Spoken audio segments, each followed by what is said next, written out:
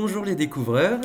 Aujourd'hui, je suis en compagnie d'Audrey, donc diplômée en kinésithérapie et prof, alors je ne sais pas si on le dit comme ça, de Pilates. Et je vais la laisser se présenter plus en Ça détail. marche. Bonjour. Eh bien, écoutez, c'est bien ça. Je suis donc Audrey. Et effectivement, je suis kiné. Et puis, en fait, je suis éducateur sportif.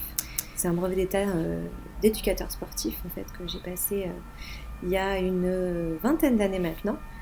Et qui me sert du coup pour pratiquer mes cours de pilates, puisque je me suis formée en méthode pilates il y a maintenant une bonne dizaine d'années. Voilà pour résumer on va dire, le bagage théorique pour ma Et part. par rapport au Pilates, donc du coup, la première question que je me pose, c'est qu'est-ce que c'est? Qu'est-ce que c'est que le Pilate? Oui, Alors, le Pilate, bon, on va faire un petit résumé. En fait, c'est donc une technique de renforcement musculaire, en gros, qui a été inventée par donc Joseph Pilate, hein, c'est pour ça que ça s'appelle la méthode Pilate.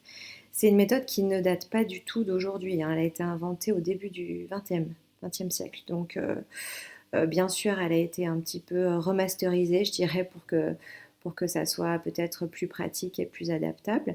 Mais donc, en gros, cette méthode de renforcement musculaire, elle possède, si vous voulez, des grands principes, en fait, qui vont être présents tout au long des séances. On va avoir, je vais vous citer les principaux, hein, parce que sinon on a pour la nuit, mais on va parler de concentration, on va parler de contrôle du corps, on va parler de centrage du corps. Alors le centrage, c'est vrai que c'est une notion hyper importante parce qu'en fait, on va vraiment euh, faire appel à ce qu'on appelle le corps en anglais, donc la sangle abdominale, le caisson abdominal.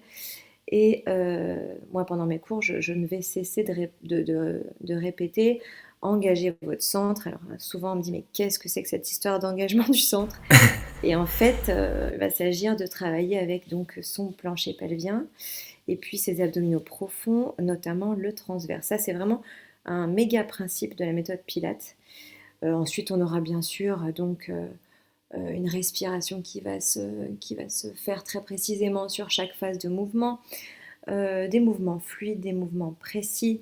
Voilà, la méthode Pilates, c'est une façon de travailler en fait son système musculaire avec ces grands principes-là, en gros. d'accord, très clair. Et ça s'adresse à qui comme sport ou discipline? Alors en fait, ça s'adresse à tout le monde. En fait, on trouvera toujours un exercice adapté, on va dire, à un niveau de pratique. Vous pouvez être ultra sédentaire, ne jamais avoir fait de sport, et puis finalement trouver chaussures à votre pied en pratiquant des exercices de pilates. Moi, je m'en sers quasiment tout le temps au cabinet, hein. C'est vrai que même pour mes patients qui sont là pour complètement autre chose. Je peux faire très bien travailler une dame qui est paraplégique, donc en fauteuil roulant, et faire des exercices de pilates au niveau du haut du corps pour bosser son renforcement, comme on peut avoir des gens d'un très haut niveau sportif et les challenger un petit peu. Moi, j'aime bien souvent aussi avoir des profils un peu plus sportifs qui, au préalable, voient mes séances et me disent, mais enfin, on fait quand même pas grand-chose dans tes séances visuellement. Et en fait, j'ai envie de dire, il faut l'essayer. Il faut essayer pour avoir ce ressenti corporel qui est quand même assez intense, en fait. Donc c'est assez vaste comme public, hein, vraiment. D'accord, et au niveau des postures, des mouvements, là je vais vraiment vexer personne, hein, mais c'est vrai que ça rappelle un peu le yoga, en tout cas quand on a un Ouais. regard de profane, enfin quelqu'un qui connaît pas ces disciplines. Et si en deux mots vous auriez pu nous faire la différence entre les deux disciplines. Ouais, bien sûr. Bah alors, effectivement, ce sont quand même deux disciplines qui sont cousines, hein, clairement. Par contre, c'est vrai qu'il va y avoir des petites nuances. Moi, j'aime aussi le yoga. Je ne suis pas spécialiste en yoga. C'est pas ma pratique, c'est pas ma spécialité, si vous voulez, mais je trouve ça aussi super intéressant. Je dirais peut-être que la grosse différence, ça va être un petit peu l'esprit, c'est-à-dire que le yoga, ça s'intègre plutôt dans une philosophie, je dirais, de vie, puisqu'on va plutôt faire appel même aux éléments qui nous entourent, c'est-à-dire que on va plutôt parler aussi de la nature. Ça fait aussi appel à une certaine spiritualité.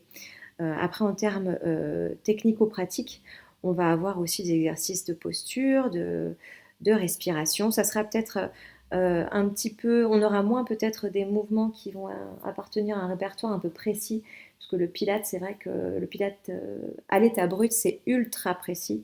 C'est vraiment des exercices qui sont voilà, bien précis et on ne déroge pas. Alors que le yoga, c'est peut-être aussi des exercices un petit peu plus vastes. Enfin, pour moi, c'est vraiment deux disciplines qui sont vachement complémentaires en fait, hein. Et alors peut-être que c'est pas vrai, mais il me semble qu'on m'a déjà parlé de la différence au niveau de la respiration entre les deux disciplines. Alors je sais pas si c'est le cas dans l'usage de la respiration pendant l'effort. Alors, c'est vrai on peut aussi avoir une façon différente de respirer. Nous, en pilates, on va vraiment essayer d'avoir une respiration qui va être, on va dire, costale. Elle va se situer dans la partie cage thoracique. Donc, vous allez essentiellement prendre une inspiration avec vos côtes pour, en fait, pendant que vous faites cette inspiration-là, pouvoir garder le ventre rentré. En fait, en méthode pilates, le ventre est rentré en permanence, pratiquement. Donc pour essayer D'accord. de justement avoir une sangle abdominale qui soit quasiment recrutée tout le temps.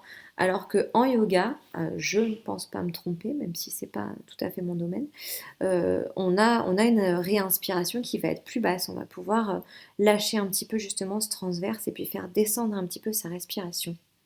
Là encore, il va y avoir autant de yoga aussi que de profs de yoga. Il y a énormément de variétés en yoga aussi. Donc là, je n'ai pas toutes les subtilités de la respiration, je vous avoue. D'accord. Et pour rebondir sur ce sujet de la respiration, alors j'ai jamais fait de pilates, mais j'ai déjà suivi Il va des falloir cours vous y de mettre. yoga. Ouais, Ah bah justement, c'est pour ça que vous êtes là aujourd'hui, c'est pour me convaincre de me lancer. voilà, c'est ça. Euh, Par rapport à la respiration, je me suis rendu compte que donc il faut la maîtriser et c'est vrai que même en étant sportif, on n'a pas forcément tout le temps conscience de sa respiration. Au sens Ah oui. où vraiment on se concentre dessus. Et c'est vrai qu'on avait fait des exercices de respiration un peu préparatoires à la séance. Et je m'étais rendu compte que je maîtrisais mal ma respiration. Que, en fait, à Mhm. partir du moment où on m'imposait un rythme différent du mien, et s'il fallait que je me cale que dessus, j'avais l'impression, alors asphyxier c'est peut-être un peu exagéré, mais j'ai Pas pris à l'aise en tout cas. conscience, ouais voilà exactement, et j'ai pris Ouais. conscience ce jour-là de mon niveau en termes de respiration et que finalement je la maîtrisais pas quoi. Et du coup, quel conseil vous auriez par rapport à ça pour bien reprendre conscience de son corps? Alors en fait, là, on fait vraiment appel en fait à une notion d'entraînement, puisque dans n'importe quelle pratique, et là c'est encore plus vrai en pilates ou en yoga, dès qu'on va vous faire faire quelque chose de nouveau, en l'occurrence là ça va être coordonner en fait une phase respiratoire à un mouvement, et ça c'est un vrai effort à part entière, il va falloir s'entraîner pour pouvoir justement essayer de faire les deux choses en même temps. Moi c'est très souvent ce qu'on me rapporte quand mes pilatistes démarrent les séances de pilates avec moi.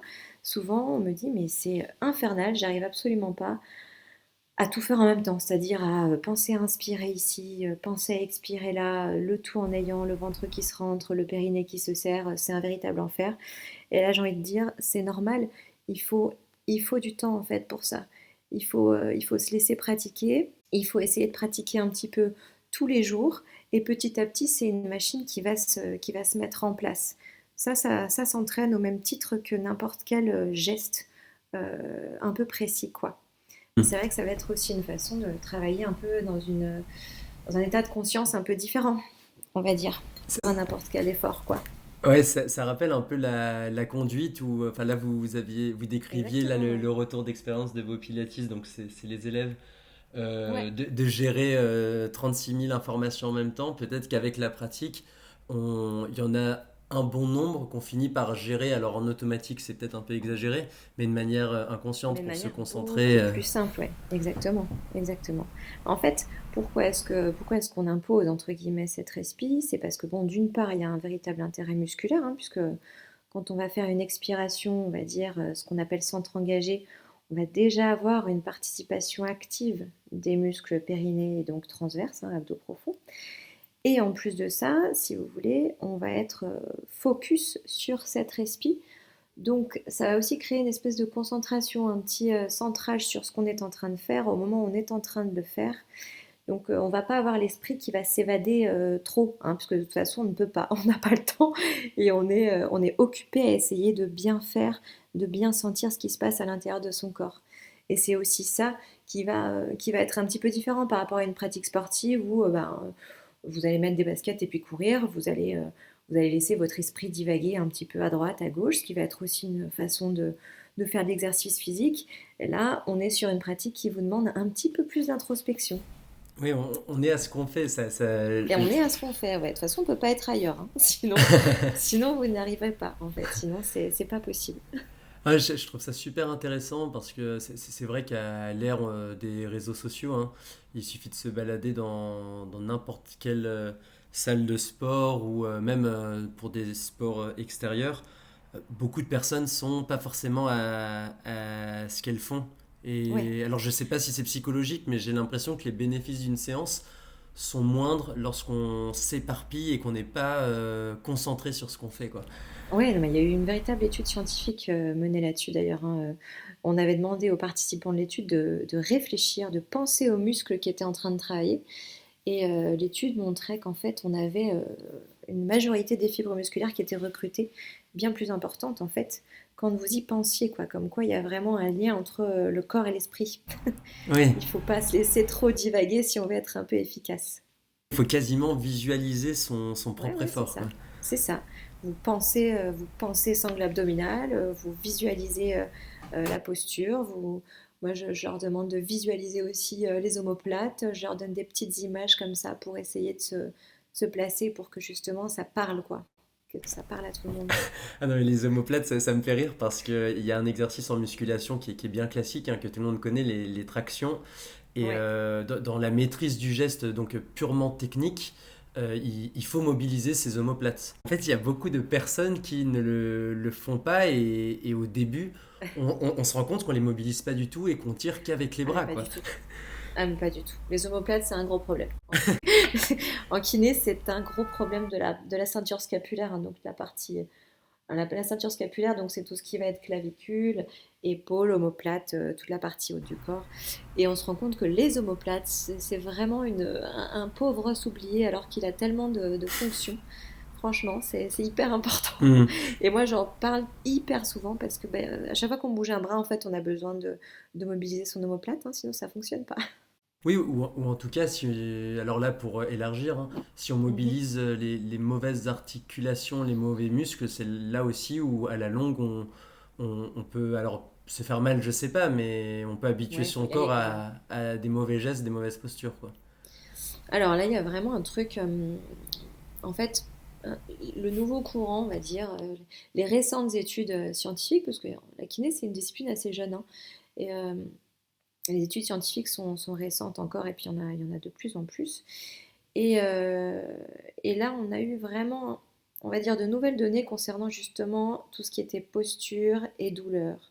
On s'est rendu compte que finalement, la posture n'était pas du tout responsable d'une douleur, comme ce qu'on appelle un mauvais geste où il n'y a pas vraiment de mauvais geste non plus. Par contre, il y a des répétitions, des postures qui sont trop prolongées et des répétitions de gestes. Là, on s'est rendu compte qu'effectivement, c'était plutôt avec des effets néfastes sur notre système, on va dire, musculaire, tendineux, osseux, quoi. Moralité, il faut varier les postures, varier les mouvements, varier. C'est la clé. D'accord. Et donc, du coup, là, si on commence une séance de pilates, forcément, Ouais. au début, on est débutant et on va vite se rendre compte, bah, comme je l'ai énoncé pour moi, la respiration tout à l'heure, mais ça peut être plein d'autres facteurs, je pense. Euh, Comment on peut accepter son corps et ses capacités, justement, des sensations qu'on découvre et qui peuvent peut-être être frustrantes, voire Mhm. décourageantes au début? Alors, ça c'est tout le parcours, on va dire, de découvrir une activité physique. Après, je dirais comment accepter son corps et puis accepter ses capacités. Ça va être effectivement déjà en s'occupant de ce corps, hein, il faut déjà entre guillemets l'apprivoiser. Et c'est vrai que le mettre à l'exercice physique, c'est une des clés en tout cas pour en prendre soin. Donc après, petit à petit, avec l'entraînement, les sensations vont devenir plus fluides. En méthode Pilates, ce qui revient très souvent, c'est effectivement le problème de coordination, respiration, mouvement. Ça, c'est vrai que ça prend la tête à pas mal de monde. Mais par la suite, il va y avoir aussi le problème de raideur musculaire, puisque on va avoir des gestes qui vont être de plus en plus amples. Et c'est vrai que ben, plus vous êtes mobile et souple, plus ça va être facile. Or, mobile et souple, passé un certain âge, sauf si vous avez été danseuse ou danseur étoile, c'est pas évident pour tout le monde. Donc il faut pratiquer, puis il faut aussi surtout, je pense, essayer de capter les sensations qu'on a après les séances, puisque c'est dans les jours qui suivent que finalement les gens me rapportent ben voilà, un bien-être, un mieux-être. Et c'est à ça qu'il faut s'accrocher. Puisque pendant, c'est vrai que parfois ben, on galère, hein, comme dans n'importe quelle pratique sportive.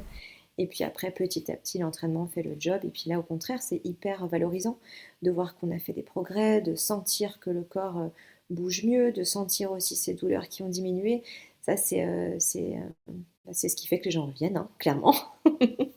Oui, c'est laisser du temps au temps et de constater par soi-même C'est ça. qu'il y a une évolution positive assez rapidement finalement. Bah, alors, Joseph Pilate, lui, il avait une grande phrase assez vendeuse, hein, finalement, puisque lui disait qu'en 10 séances, on pouvait sentir la différence de Pilate, hein. En 20 séances, on pouvait voir la différence. Et en 30 séances, on pouvait avoir un corps tout neuf. Bon, C'est est-ce pas que mal. c'est... oui, c'est hyper vendeur. Après, je sais pas si vraiment c'est le cas. En tout cas, ce qu'il y a de sûr, c'est que sur une pratique régulière, sentir, voir la différence, c'est évident. Le truc, ça sera toujours la régularité. Moi, j'insiste vraiment sur... il vaut mieux même travailler 10, 15 minutes par jour plutôt que se décider et se mettre un dimanche matin parce que finalement il fait pas beau sur un tapis, mais ça une fois par mois. Finalement, c'est pas... finalement, ça aura moins de... On va dire que ça aura moins d'impact Ah, sur bah, l'entraînement et la progression, quoi. ça, je pense qu'on est nombreuses et nombreux à l'avoir fait. C'est d'un coup, on a la motivation du siècle, on va C'est se faire ça, la séance la c'est plus ça, intense de notre c'est vie, et ça, après, pendant 3 semaines, ouais, ça valait pas le coup, je suis perclus de c'est ça. courbatures. Ah bah là, ce sont là, c'est les gens que je retrouve au cabinet là. Là, ils arrivent, ils sont en PLS, mais en même temps, c'est normal. C'est normal. Ils ont plus fait de sport depuis 3 mois, puis finalement, oh, prise de conscience, mon Dieu, mais il faut que je me bouge. Et puis voilà. Alors que finalement, euh, franchement, rien qu'en 10, 15 minutes jour, ça fait vraiment la différence. Surtout qu'on a des vies assez sédentaires pour la plupart d'entre nous, hein. Et puis même je dirais, la personne qui pense avoir un job un peu physique, l'artisan, tout ça, qui va me dire au cabinet, mais moi je suis crevée, j'ai pas du tout envie de faire des exercices en fait quand je rentre chez moi puisque j'ai un job hyper sportif. En fait, c'est pas du tout la même chose que ça donnait à des exercices sur un tapis, quoi. Donc, Bien sûr, et là, pour le coup, je pense que pas mal de métiers manuels, on est dans ce que vous décriviez, la ah mais répétition complet. de mauvais gestes, de mauvaises postures tout à l'heure, là. Complet. Et c'est vrai qu'au fur et à mesure, s'il n'y a pas une petite compensation physique pour justement faire bouger son corps un peu différemment, même pourquoi pas à l'opposé de ce qu'on fait dans sa pratique pro, c'est là qu'il y a douleur, c'est là qu'il y a consultation, c'est là qu'il y a un problème physique après. Donc ça peut être un vrai, ça présente un véritable intérêt quoi, de s'accorder un petit peu de temps. Après, c'est toujours le problème. Euh, a-t-on, euh, a-t-on cette possibilité-là? Est-ce qu'on est d'accord pour s'octroyer ce temps-là? Parce qu'on a toujours autre chose à faire, hein. Faut pas se Ah, mentir. toujours. Quand c'est fatigant, on a toujours quelque chose à faire. C'est assez C'est magique et ça. malheureux, hein, mais... C'est ça, on a toujours autre chose à faire, c'est dommage. Mais moi aussi, hein. Moi aussi, hein. Et par rapport au... Alors là, on discutait du fait d'accepter son corps et ses capacités, donc nous-mêmes, mais par rapport au regard des autres. Je pense que c'est une question que beaucoup de néo-pratiquants se Mhm, posent pour le pilate ou mhm, autre. mhm. C'est de se dire, bon, si à la limite j'étais seul, pourquoi pas, mais là, Mhm. être au milieu d'autres personnes, ça me Ça peut dérange. me rendre mal à l'aise. Voilà, exactement. Donc, quel conseil vous auriez à donner à ces personnes-là? Là, évidemment, il y a toujours ce souci quand on est dans un groupe de se comparer, hein, à l'autre. alors que bon, finalement, on a tous notre niveau, notre histoire, nos antécédents, tout ça. Et c'est vrai que du coup, donc moi, du coup, je fais des cours en ligne depuis le premier confinement, hein, grande ère du online. Ça a permis, on va dire, de répondre un petit peu à ce problème de se sentir à l'aise dans un groupe ou pas. Bon, après, c'est vrai que ça présente aussi d'autres inconvénients. Mais peut-être que pour la personne qui n'est pas du tout à l'aise ou qui n'a vraiment pas envie de faire la démarche de venir en cours collectif, ça peut être déjà une bonne option que de se mettre derrière l'écran et de prendre un cours en digital. Oui, commencer par ça, ouais. Ouais, commencer par ça. Et puis après, après c'est vrai que moi, je pratique les deux. Je fais du présentiel et du digital. Et il y a des avantages dans les deux, quoi. Et des inconvénients dans les deux aussi. Donc, c'est un petit peu au bon vouloir de chacun, quoi. Hmm. Et par rapport au présentiel, alors là, c'est une question que je vous pose en tant que professeur, mais ma conviction, c'est que c'est aussi la responsabilité des pratiquants aguerris, des anciens, des anciennes, de mettre à l'aise les nouveaux Bien en sûr. allant leur parler, en leur demandant peut-être pourquoi, enfin leur motivation. Et tout de Bien sûr. suite, quand bien même on se sent entre guillemets différent techniquement, puisque ben, objectivement, Il y a des on- différences voilà, ouais, techniques. on n'est pas au top et c'est normal, on débute. Exact. Mais au moins, les personnes autour sont entre guillemets un peu familières. Ouais. Alors que si c'est que des personnes dont on n'a même pas entendu le son de la voix et les seuls regards qu'on peut se porter l'un à l'autre, c'est pendant qu'on fait les postures et voilà, limite on a l'impression que ça se toise un peu, c'est peut-être plus Ouais. compliqué quoi. Ah, mais complet. Bon, après, c'est vrai que ça va dépendre vraiment de l'ambiance qui règne lors de la séance, hein. Ouais, ça va dépendre de. Mais bon, en général, bon, c'est vrai que moi, j'aime bien sortir aussi un petit peu du cadre très rigoureux que représente la méthode Pilates. C'est vrai que moi, je trouve qu'on est aussi là pour faire du sport, donc franchement, on se marre bien, quoi. On se Oui, marre. c'est bon enfant, c'est C'est fun ça. quoi. C'est ça. On n'est pas là non plus là pour se prendre trop au sérieux. Hmm. On se fait du bien et puis on se fait vraiment du bien aussi moralement, quoi. Si c'est pour Oui, que la tout à fait. personne ressorte en ayant Oui, complètement l'impression d'être complexé. nulle, Ouais, c'est pas la peine. ouais, c'est le programme est pas enchanteur quoi. Ah bah non, ça reviendra pas. Et comment ne pas se laisser griser par ces progrès? Parce que si on suit vos recommandations, donc finalement laisser le temps au temps et constater ces progrès, et c'est génial. Mhm. Comment ne pas tomber dans les risques du surentraînement et de faire peut-être un peu de zèle au niveau de sa pratique? Bon, il faut déjà un gros volume d'entraînement pour arriver à ce qu'on appelle vraiment le surentraînement. Mais il faut, bien sûr, quand on attaque, on va dire, une pratique sportive un peu intensive, ça doit aller avec un package autour, hein. C'est comme si on devenait tout à coup sportif de haut niveau. Alors à ce moment-là, il faut gérer son sommeil, son alimentation, son hydratation. Ça devient pratiquement un job à plein temps. Donc c'est pour ça que quand vous n'êtes pas sportif de haut niveau et que vous avez une vraie vie autour de votre pratique sportive, c'est hyper important de faire un petit peu gaffe aux premiers signaux, quoi. Une fatigue un petit peu intensive, du mal à récupérer, il faut pas trop tirer sur la corde non plus. Et de temps en temps, il faut aussi savoir se dire, bon, bah là, effectivement, je suis crevée, je vais peut-être pas me faire cette séance que j'avais prévu de faire. Et à ce moment-là, accepter aussi, sans culpabiliser, que bah, vous pouvez aussi avoir un petit coup de pompe, vous pouvez aussi être fatigué, puisque bah, comme vous n'êtes pas forcément sportif de haut niveau, vous n'avez peut-être pas eu le sommeil d'une qualité incroyable, vous n'avez pas mangé ce qu'il fallait, pour le coup, vous avez un petit peu bringué le week-end. Bref, il faut donc se reposer. Ça fait partie aussi de la vie, quoi. Ouais. Et est-ce que le secret par rapport à ça, c'est pas de maintenir sa séance telle qu'elle était prévue pour quelque part peut-être respecter le contrat, alors c'est pas forcément le bon mot, mais qu'on avait avec nous-mêmes, mais l'adapter. Est-ce que le secret, c'est pas Oui, justement l'adaptation comme ça, il n'y a pas non plus de sentiment de culpabilité, ou si on ah fait ben, que du noir, que complètement, du blanc, faire totalement sauter la complètement. séance. Complètement. Enfin, en tout cas, après, ça va dépendre de la discipline sportive.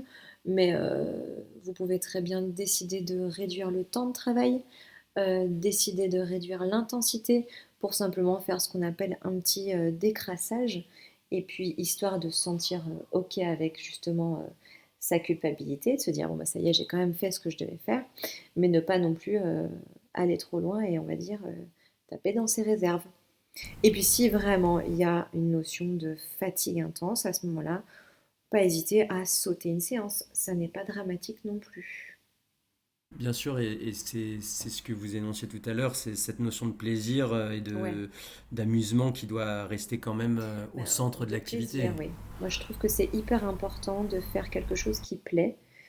Parce que déjà, on va s'y adonner vachement plus facilement, hein. On va y aller avec beaucoup plus de joie. Et puis ne pas non plus, on va dire, se prendre trop la tête, que ça prenne pas, que ça stresse pas outre mesure, parce qu'on a déjà de quoi se stresser la vie, je trouve. Donc là, on parle quand même d'une activité, certes, qui peut vraiment faire du bien à sa santé physique et donc à sa santé mentale. Mais voilà, rester dans quelque chose de positif et qui plaît. C'est hyper important. Ouais, et garder en tête que finalement, si on s'adonne à telle ou telle activité, on le fait avant tout pour soi et pas pour faire plaisir aux profs, aux autres ou Exactement. à sa moitié dans Exactement. la vie, quoi. Exactement. C'est un petit moment qu'on a pour soi. Donc, être bien au clair avec ça, être bien raccord avec ce qu'on a envie de faire au moment où on le fait. Alors après, c'est vrai que bon, de temps en temps, faut aussi se mettre un petit peu la pression, puisque on peut aussi avoir tous un petit coup de flemme, hein, ça c'est quand même ultra humain. Donc il faut Non, je savoir vois pas de quoi gérer vous parlez.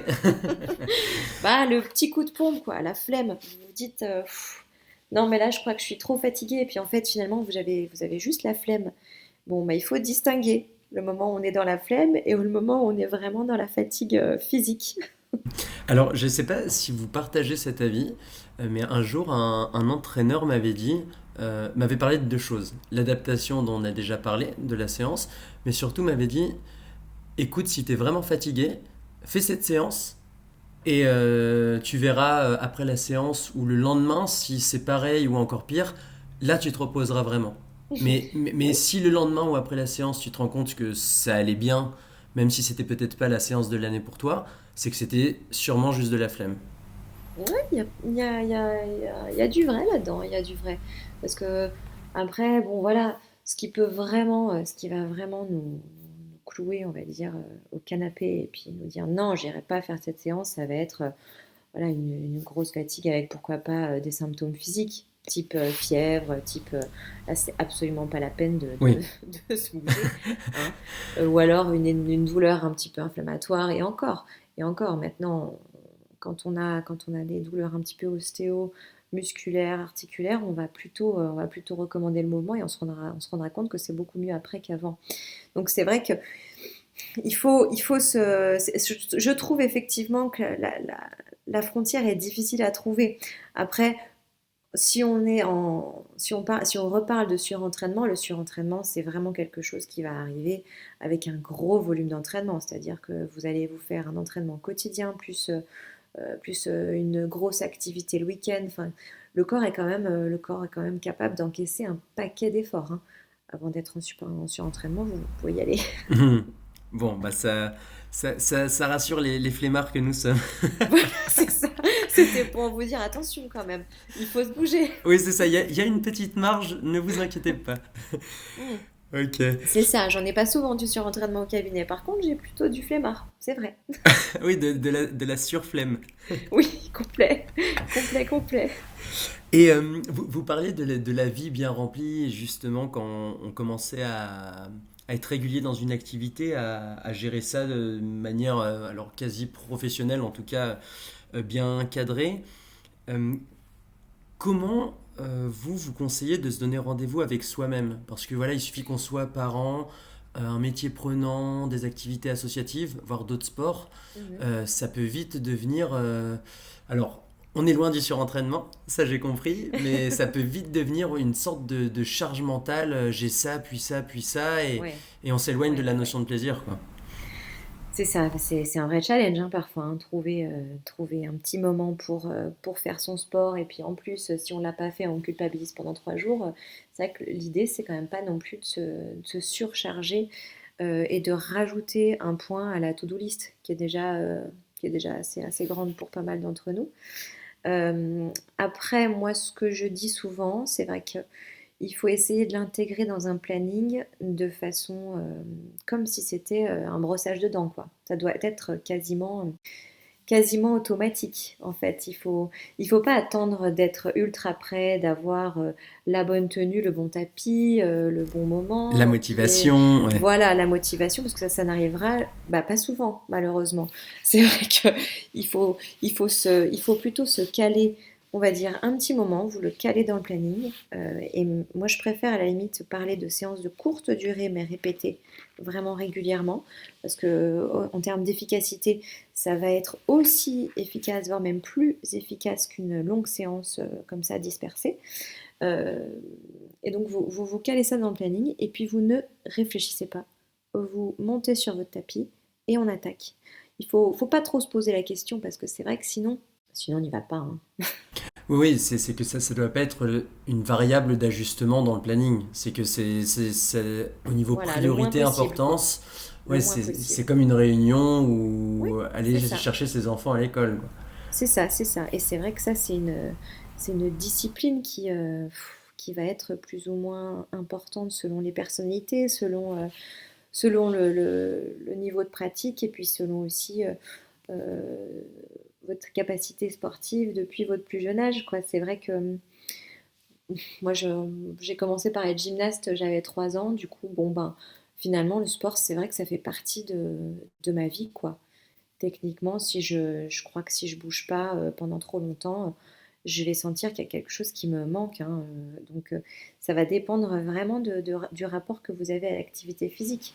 Mais ça se construit même à l'âge adulte, même bien plus tard. J'ai des femmes qui ont à démarrer le pilate relativement tardivement, quoi, à 40, 50, et puis finalement maintenant qui sont calées dans cette discipline, et puis qui sont hyper régulières, et puis qui louperaient leur séance pour rien au monde. Hum. Comme quoi. Et, et là, ça me fait réagir, c'est que j'entends souvent telle ou telle activité, c'est pour moi, comme si c'était la cerise sur le gâteau de mes journées. Or, Ouais, moi, enfin, pour le coup, je suis pas trop d'accord avec cette position. Je le vois plus comme finalement, et c'est pas égoïste, hein, c'est plutôt même assez logique, de d'abord prendre soin de soi pour ensuite prendre soin des autres, prendre soin de ses projets. Mais si finalement on se néglige, il va arriver un moment, c'est peut-être 20, 30 ans plus tard, mais arriver un moment où on va être au bout du rouleau, peut-être plein de frustration parce que justement reprendre le sport, là c'était il y a tellement longtemps qu'on n'y arrive c'est dur, plus. hein. C'est plus dur, ouais. C'est beaucoup plus dur. Non, c'est vrai que, enfin, moi je sais que si j'ai le choix dans mon planning, je vais avoir beaucoup plus de plaisir à faire une séance de sport le matin tôt. Bon, alors là, ça va dépendre bien sûr voilà, du facteur fatigue et tout ça. Mais je trouve que attaquer une journée par une séance de sport, la journée qui va suivre, elle est complètement différente. Vous êtes frais, vous êtes dispo, le sport est fait et vous êtes, je trouve, hyper disponible pour toutes les autres activités. D'ailleurs, il y a pas mal de pays où finalement on commence comme ça. En Nouvelle-Zélande, les salles de sport ouvrent à 5 heures du matin. Les gens ont dû développer coucher à 5h30. Et puis, et puis tout se passe Bon bien. réveil, oui c'est ça. C'est ça.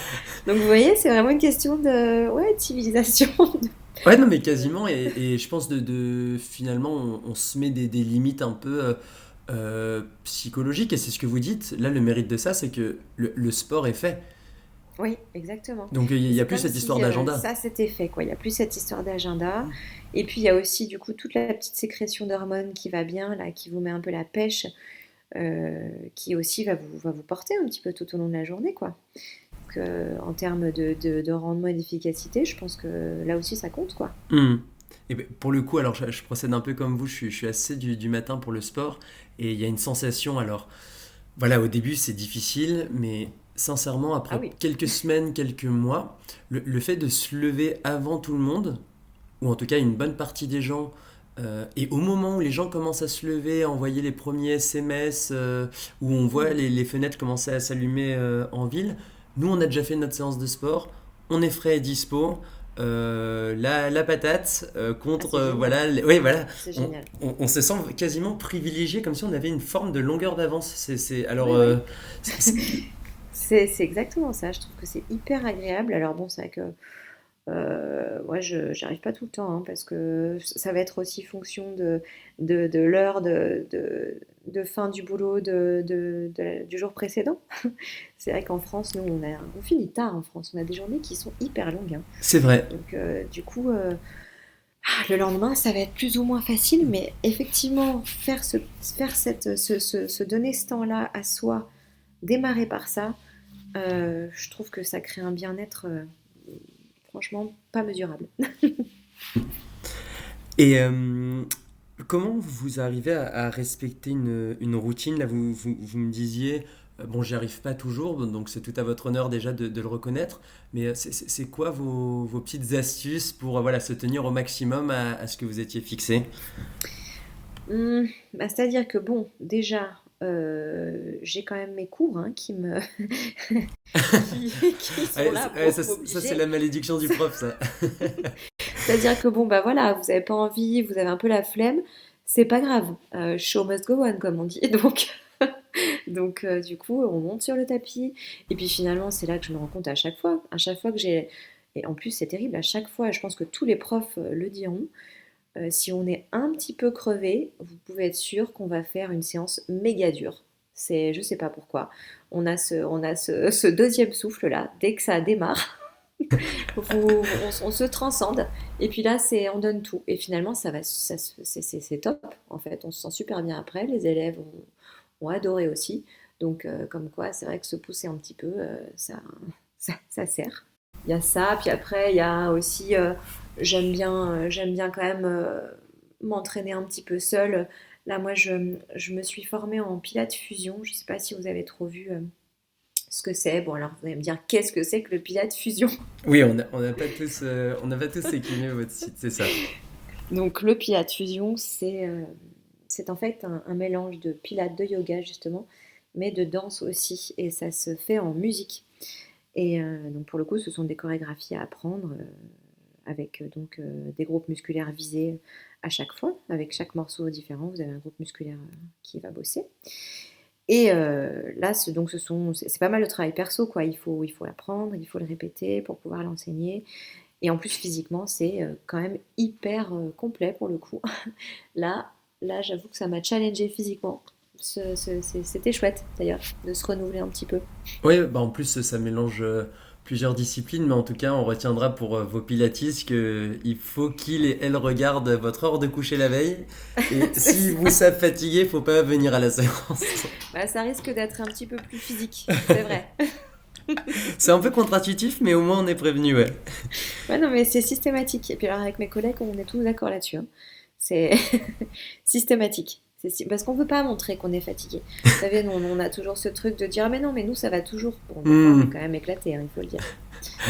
Ah bah ça c'est oui c'est le rôle et c'est vrai qu'on C'est ça. on se rend rarement compte aussi en tant qu'élève et là peu importe les disciplines que voilà, il y a quelqu'un en face qui donne le meilleur, souvent souriant, frais, dispo, et au final, en son fort intérieur, c'est difficile, quoi.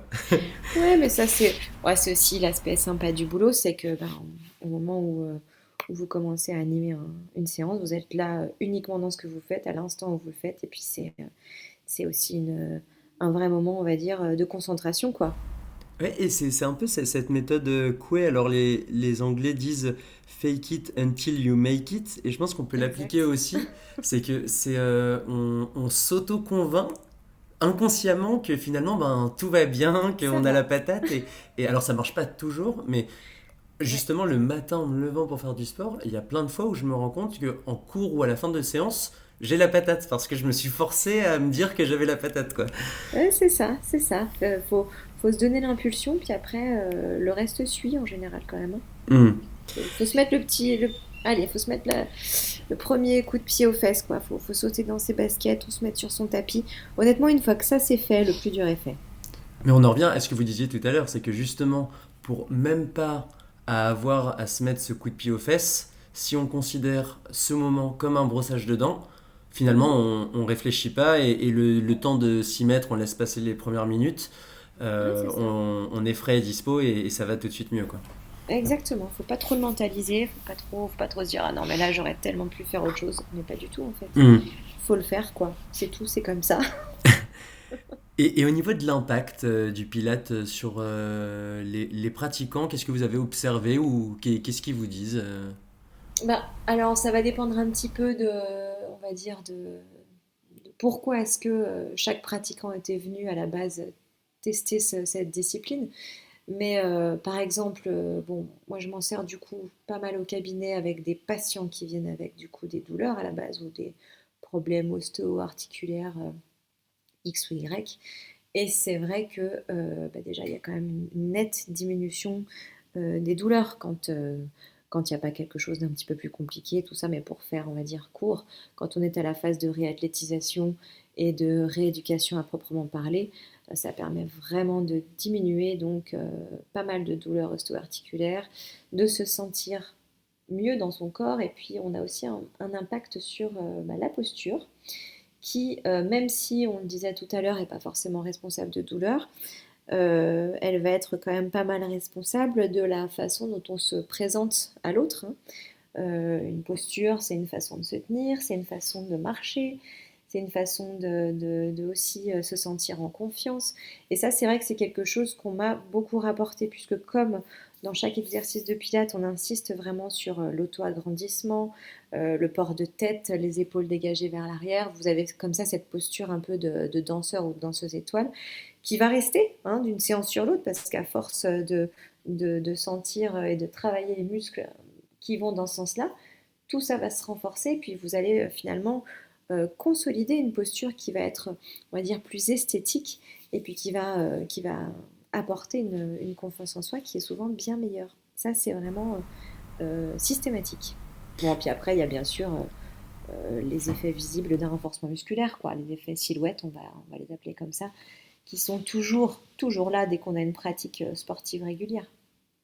Et la confiance en soi, selon vous, va s'acquérir par comment dire, le développement postural qu'on va acquérir justement avec cette pratique. Alors, pas que ça, hein, parce que la définition de la confiance en soi, on est d'accord que c'est vaste quand même. Mais, Oui. mais en tout cas une plus jolie posture, on va se sentir un peu plus, entre guillemets, droit dans ses bottes, quoi. C'est vrai que moi, très souvent, au fur et à mesure des séances, on voit les jambes qui se redressent, on voit les coups qui se dégagent, et puis le port de tête différent. Ça va pas dégager la même énergie finalement que au début, quand vous avez quelqu'un qui se tient un petit peu voûté, qui a la tête dans ses épaules. Ça va pas présenter tout à fait de la même façon. Après, la confiance en soi, elle va être aussi développée parce que vous sentez que vous progressez. Et il n'y a quand même rien de mieux que de sentir que bah, finalement on avance et que ce qu'on fait, ça fonctionne. C'est du Hmm. renforcement positif, quoi. Et là, bah là dans dans l'échelle de la confiance, je pense que ça, c'est super important. Puis après, le feedback du prof, bien sûr, hein, qui va dire que c'est génial.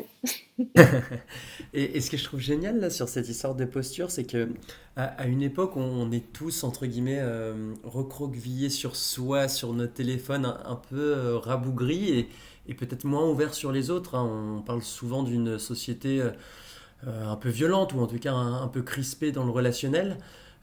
Surtout si vous habitez des grandes villes, dont je ne citerai pas de nom. Et là, avec ce travail sur la posture, j'ai l'impression que ça a tendance à ouvrir les pratiquants sur le monde et peut-être sur les autres. Et justement, avec cette confiance Mm. nouvellement acquise, ben, peut-être dans le quotidien, indirectement, plus se projeter vers les autres, quoi. Bah, de toute façon, c'est vrai que on va pas dégager du tout la même chose. Le fait d'être un petit peu plus en ouverture physiquement va peut-être effectivement symboliser que vous êtes un peu plus ouvert au monde aussi, puisqu'il y a toujours cette corrélation entre ce qu'on contient le corps et puis ce que veut dire l'esprit, quoi. Donc c'est vrai que, en tout cas, quand je vois mes participants repartir du cours de pilates avec effectivement cette ouverture un petit peu au niveau thoracique, ce cœur bien dégagé, et puis cette capacité respiratoire un peu plus importante parce qu'elle aurait été travaillée pendant 1 heure, on a quand même la sensation que les gens sont plus, voilà, plus ouverts.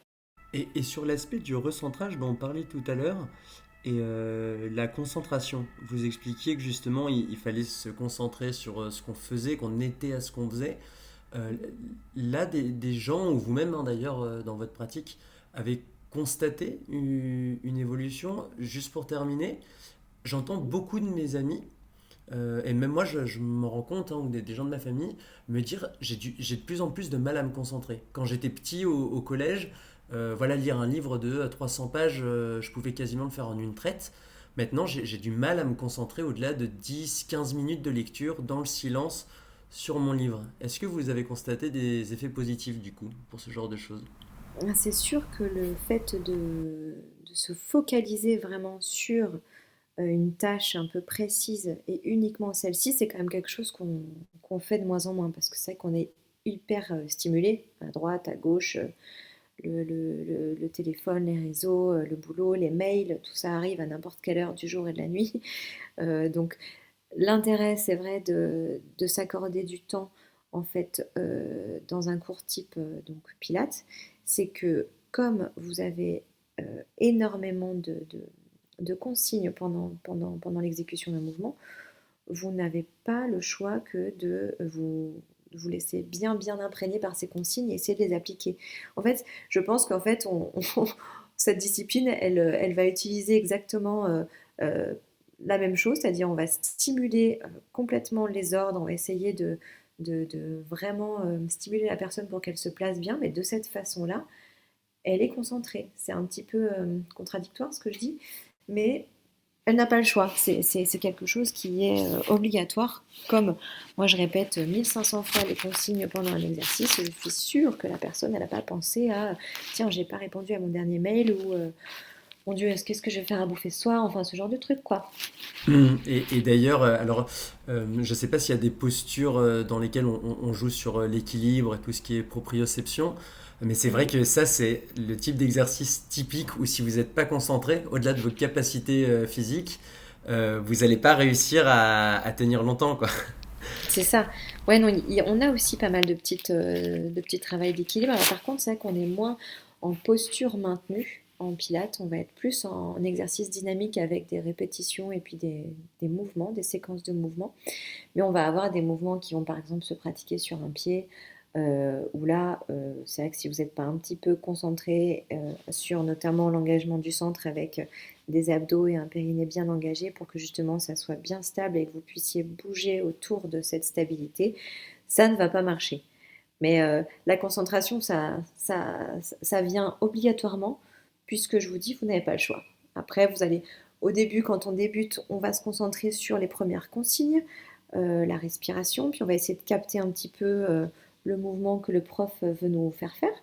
Puis petit à petit, quand vous devenez un petit peu plus aguerri, que vous avez compris, vous allez pouvoir un petit peu vous concentrer sur autre chose, les sensations un petit peu plus distales, les articulations plus lointaines, des petits détails comme ça que vous n'aviez pas forcément l'occasion de gérer au tout début. Donc c'est pour ça qu'on a un niveau de pratique qui peut être vachement adapté à tous en fait, hein. Oui, au sein d'une même séance, vous pouvez avoir différents profils, différents âges, c'est pas un Ouais. problème. Ouais, non, c'est pas un problème parce qu'il y a toujours des petites options. Et puis, même si vous faites un mouvement très très basique, la personne qui va être un petit peu experte en pilates, elle va tout de suite en fait se placer correctement et essayer d'être dans une efficacité maximale à la première répétition, quoi. C'est-à-dire penser à tout, penser à la respi, penser aux abdos, penser aux pointes de pied, penser à tout ce qui se passe autour du mouvement. Et du coup, on aura quand même un rendement, on va dire, hyper important d'un exercice, même s'il est très simple.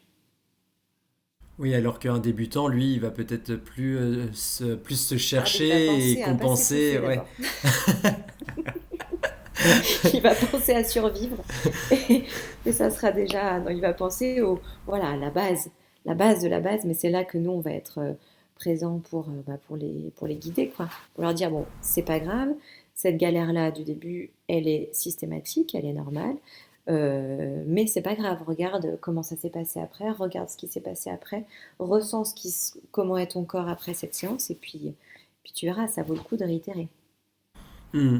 Et par rapport au public masculin, alors je me doute qu'il y a des pilates hommes, Alors, il y mais, en a, pas beaucoup. mais voilà, alors du coup je voulais aborder le sujet avec vous. C'est peut-être un peu le cas aussi pour le yoga en termes de répartition homme-femme. Mhm. Ouais, je Qu'est-ce pense aussi. que vous pensez qui manque à ces sports, ou peut-être aux hommes d'ailleurs, hein, il y a peut-être une forme de double responsabilité Mhm. Mhm. pour la pratique masculine? Alors, je pense que déjà, comme on disait tout à l'heure, il y a peut-être pas d'attrait vraiment pour ce genre de discipline, parce que je saurais pas trop me l'expliquer moi, hein, mais je pense que ça ne plaît pas forcément à tous les hommes, ce côté comme ça lent, parce qu'on est quand même sur un mouvement lent, lent, un petit peu focus sur soi-même. C'est vrai que j'ai l'impression que c'est pas quelque chose qui attire d'emblée le public masculin. Et en plus, il y a quand même aussi une idée un peu reçue euh, concernant l'intensité.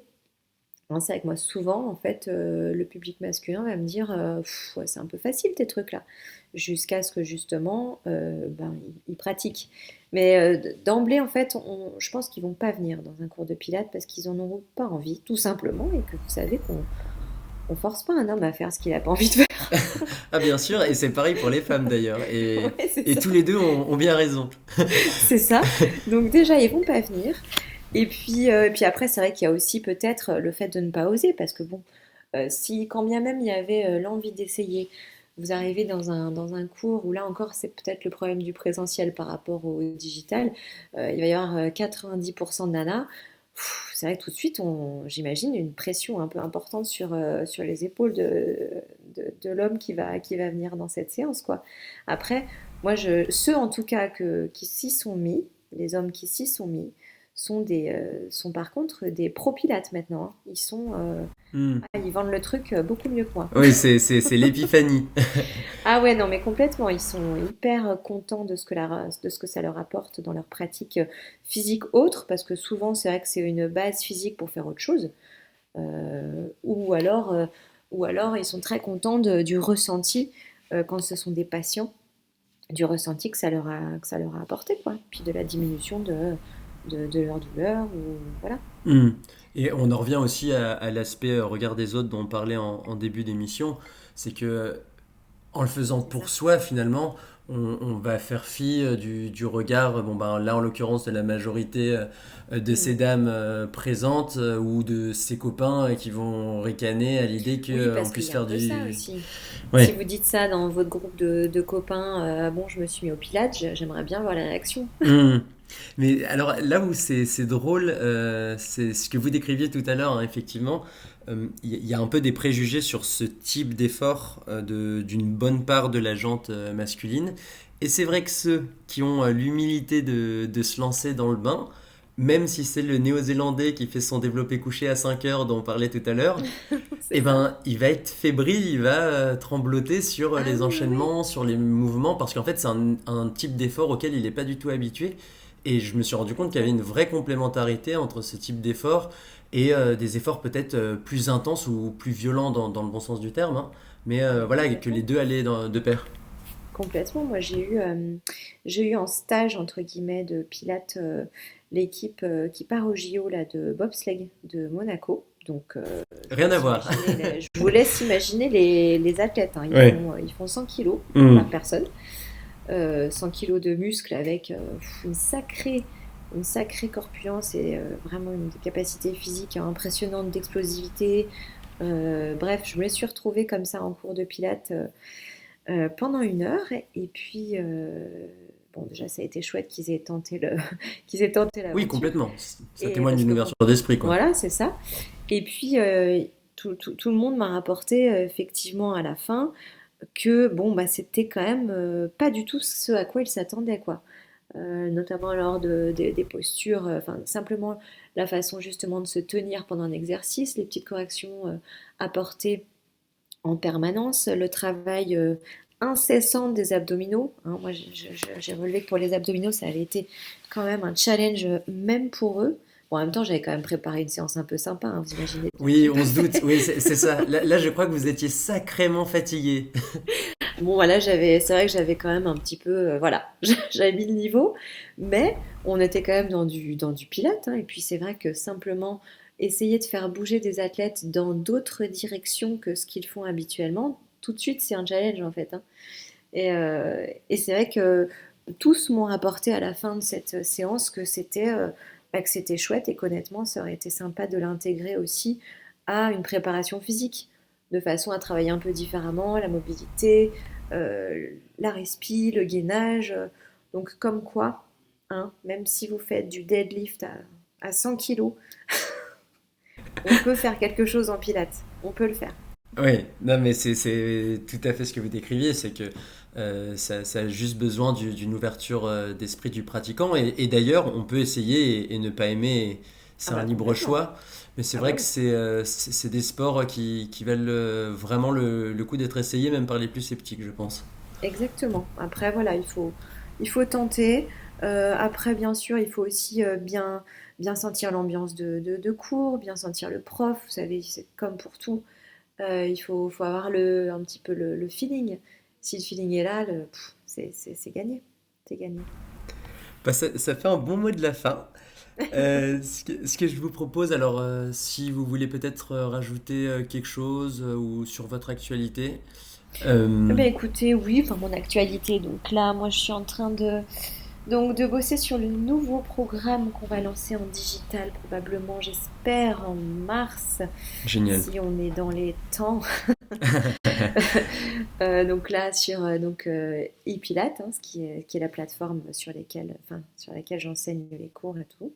Donc voilà, là, je suis en plein brainstorming sur le contenu. En parallèle, je vais donc faire un petit stage de Pilates Fusion en présentiel là, ce week-end à Grenoble, donc, histoire de lancer l'activité dans le secteur puisqu'elle Magnifique. n'existe pas encore. Bref, on n'est pas couché quoi. Et ça va faire beaucoup de séances matinales C'est intenses. ça, c'est ça. Exactement, exactement. Merci Bon, beaucoup, voilà. Audrey.